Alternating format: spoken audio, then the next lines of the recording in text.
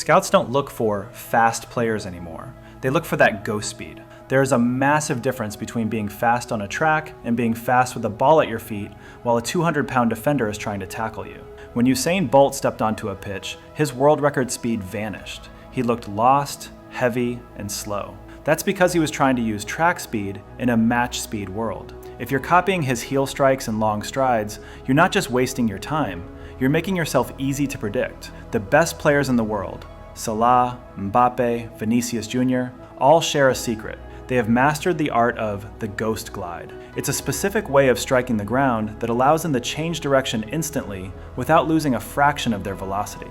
Today, I'm taking you inside the training sessions of the world's elite to show you how to build that illegal speed from the ground up. Truth 1. Football speed not equal to track speed. The Mbappe method. You've been taught to run like a sprinter, but a sprinter's job is to reach top speed and hold it. Your job? To reach threat speed and change it in an instant. Bolt's technique is optimized for 41 long, rhythmic steps. Mbappe might take 60 steps in that same distance. Short, choppy, powerful steps that allow him to feint or change direction at any millisecond. The 3 mechanics you must master. Forefoot strike, the no-heel rule. Landing on your heel is like pulling the handbrake on your own body. It sends a shockwave up your legs that kills your momentum. How to fix it? Run barefoot on grass. Your body will automatically shift to a forefoot strike, because that's how humans are designed to move.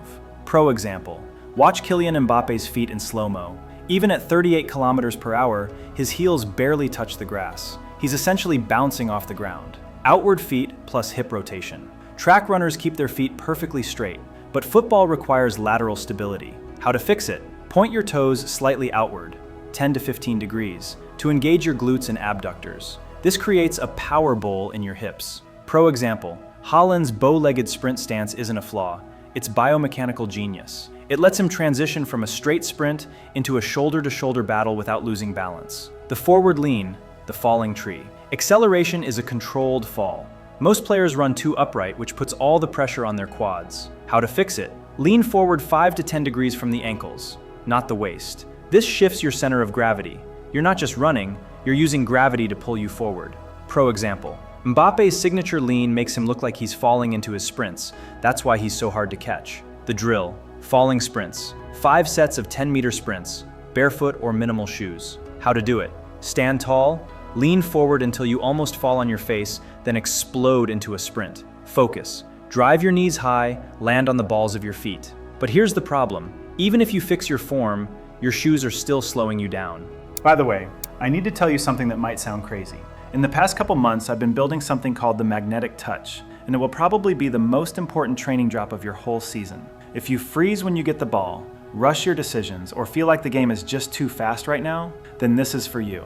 It's not out yet, but I just opened up a small waitlist. If you want early access, the lowest price, and bonuses I'll never put on YouTube, click the link in the description or the pinned comment, put in your email, and you're in. Truth 2, your shoes are slowing you down. The Proprioception secret. The big shoe brands want you to believe that more cushion equals more speed. They're lying. Modern running shoes are designed for marathon runners, people who heel strike and run long distances. For a footballer, thick foam is a nightmare. It dulls your proprioception, your brain's ability to communicate with the 200,000 nerve endings in your feet. When you wear clunky shoes, your brain loses the feel for the ground. This creates a delay in your reaction time. Harvard research found that barefoot runners have a 4% better running economy because they utilize the natural spring of their foot arches. In football, that 4% is the difference between getting to the ball first or being a split second too late. The barefoot blueprint, soft surface only. Start your speed work on lush grass or sand. The wake-up walk. Spend 10 minutes before training walking and jogging barefoot. Feel the ground. Strengthen the arch. Your foot arch is a literal rubber band. The stronger it is, the more free speed you get every time your foot hits the pitch. But speed isn't just about running, it's about stopping. The missing link. Here's what no one tells you. The fastest players in the world are actually the best at slowing down. Think about it. If you can't stop, you can't turn.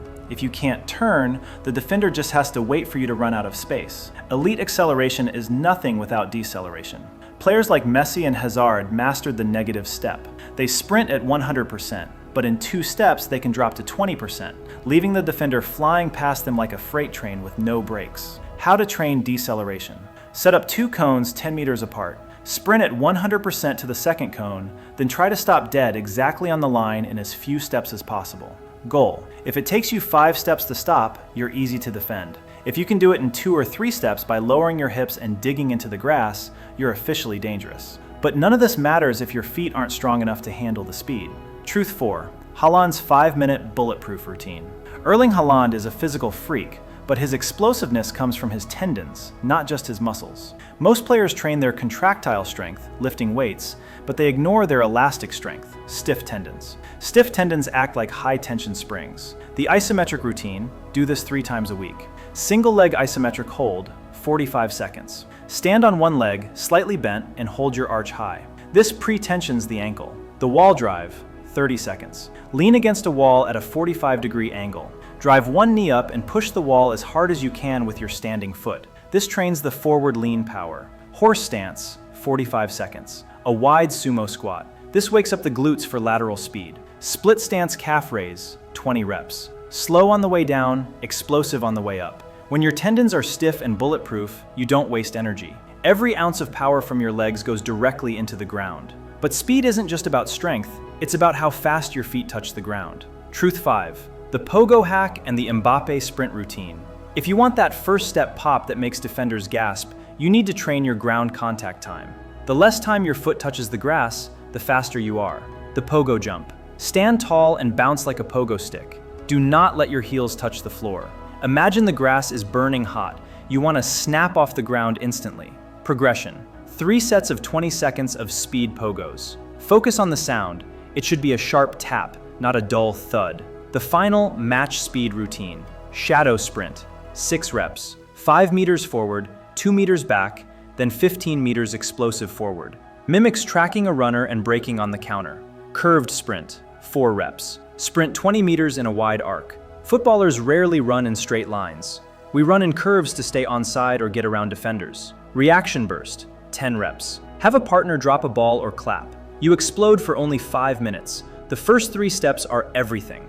Now here's your 7-day speed challenge to put it all together. The blueprint, your 7-day speed challenge. Speed isn't a gift, it's a signal you send to your nervous system. If you train slow, you are slow. If you train straight, you are predictable. Your schedule. Day 1 and 4, barefoot mechanics plus 5 minutes reaction bursts. Day 2 and 5, Haaland's isometric routine plus pogo jumps. Day 3 and 6, full match speed routine, curved and shadow sprints. Day 7, total rest. Let your nervous system recover. Final truth. The fastest player isn't the one with the highest top speed.